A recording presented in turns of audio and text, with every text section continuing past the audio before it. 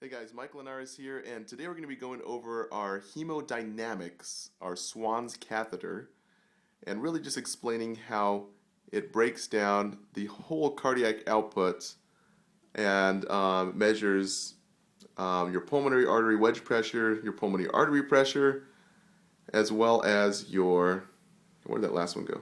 Oh, your right atrium pressure, also known as your central venous pressure. So let's get into it, guys. I'm going to explain it right now. Break it down in simple terms. Okay, so the main reason that we want to test for hemodynamics, and the main reason that patients get this Swan catheter, also called a pulmonary artery catheter, is really to measure four different things here, guys. We're looking for vascular capacity. How much blood is that heart, how much pressure is going back on that heart, pretty much. Blood volume. How much blood volume is that heart having to push? Pump effectiveness. Now, if you guys saw any of my lectures about cardiac output and stroke volume, preload, afterload, that's what our Swan's catheter is really trying to measure here. And also the last thing, guys, really the main thing that runs your body, tissue perfusion.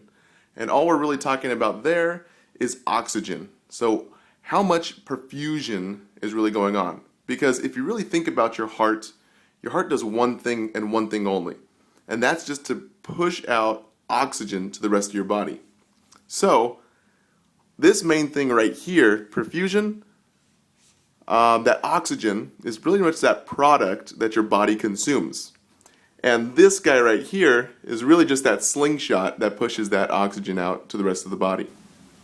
So in a Swan's catheter here, Swan's catheter really measures those three things.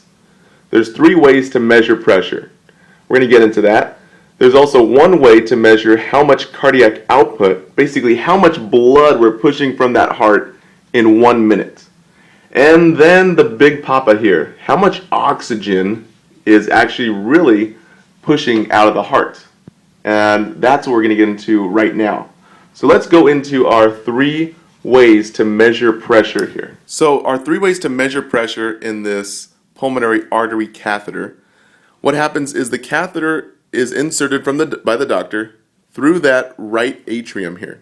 And so we have our little SA node right there.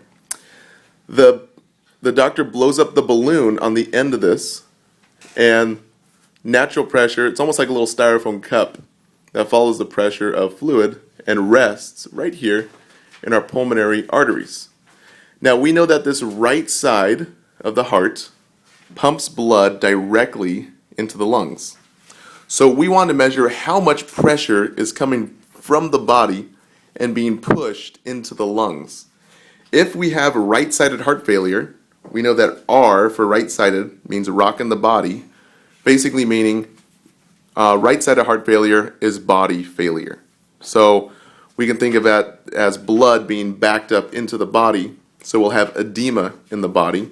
We'll have extra fluid in the body, right? In this left side, after it goes to the lungs, the blood, it comes back oxygenated and then down into that left ventricle that pumps out that oxygen.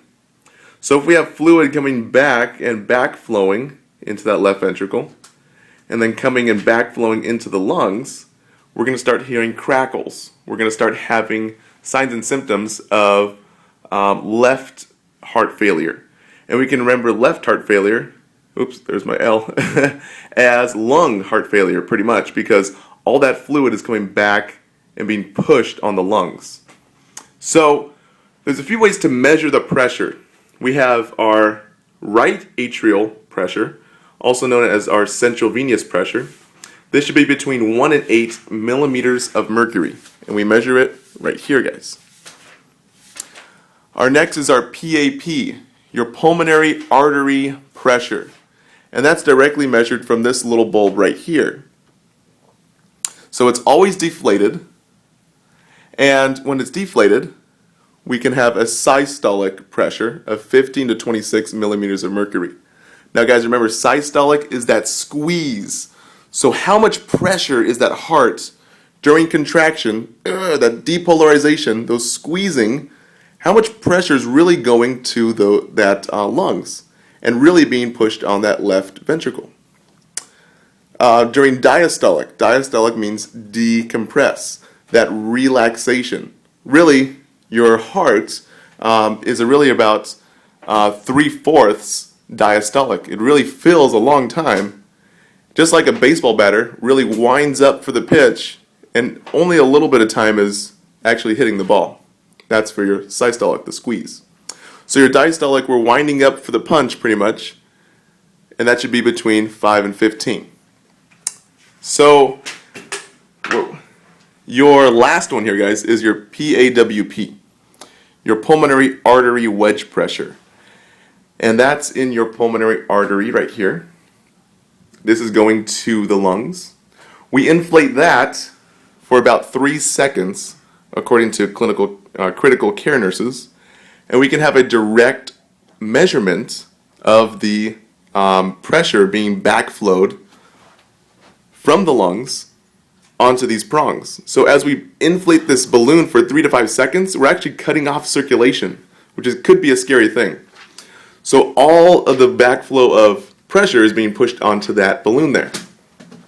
And that pressure should be between 4 to 12.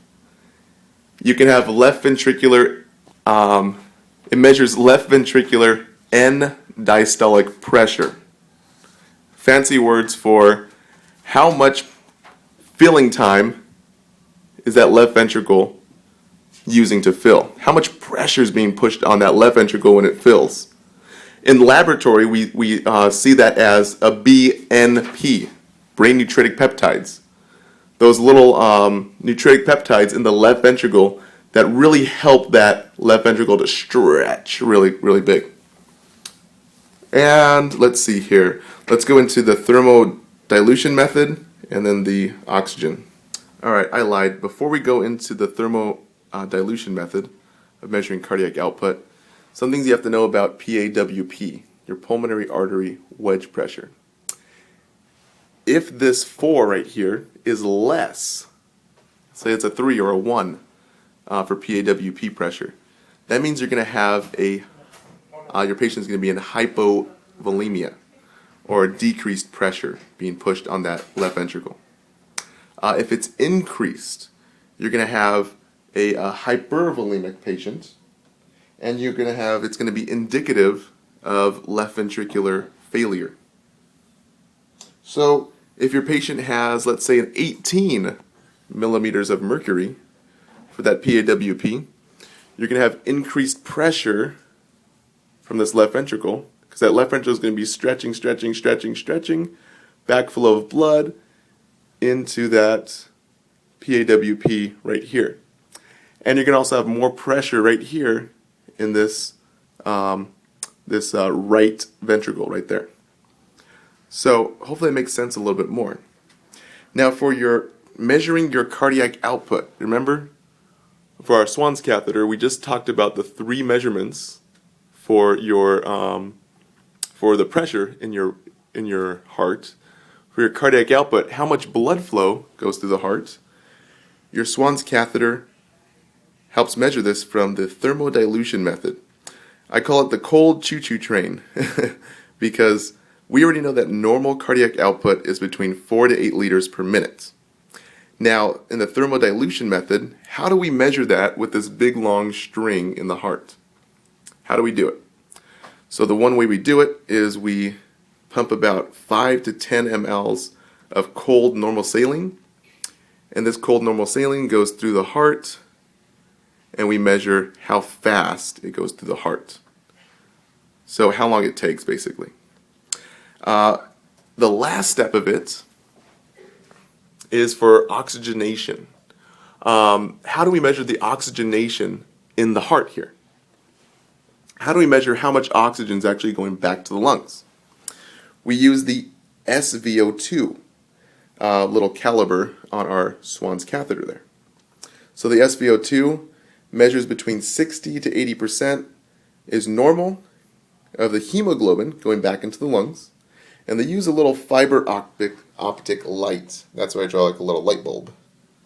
So those are the main things that a Swan's catheter does.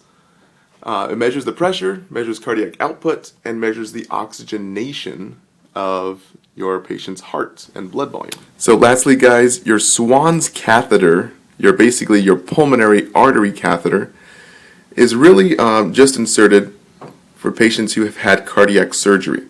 For instance, post-CABG. We want to see how well the heart's doing in every aspect. It can also be inserted for bad heart failure patients.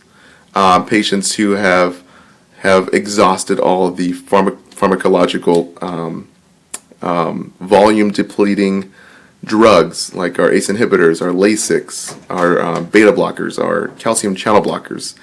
And the doctor wants a closer look at the heart. So this is really what the pulmonary artery catheter is for. To insert it, we put the patient in supine position. There's a little patient in supine. And we also can put him in Trendelenburg, and the doctor will go through the jugular vein, right on the neck, or the subclavian vein, right on the neck. Right on the under the clavicle, under the collarbone, pretty much. And then we're going to insert it through this right atrium here.